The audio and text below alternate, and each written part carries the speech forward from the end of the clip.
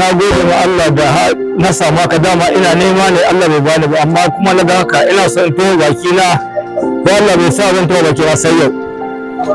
Ni abin da nake kira talaka da yake zagin shugaban kasa ya bari da Allah. Har yau ƙasar nan duk wanda aka aza ya talaka ta tsine ma shugaban ƙasa. To lamarin talaka ya hau shugaban ƙasa, saboda shi talaka bai san ɗan uwan shi, bai san makwabcin shi, bai san abokin sana'ar shi. Ai zagin da ake sai dai a ƙara ba mu wani shugaban ƙasa wanda ya wannan lalaciya. Ni abin da nake so ga talaka mu koma ga Allah, mu daina zagin shugaban ƙasa, mu koma mu so ƴan uwanmu na makwabtaka zama da na makwabtaka kasuwa da na makwabtaka haihuwa. A ita gwamnati ma ba an ba gabanta, ita neman kuɗi take.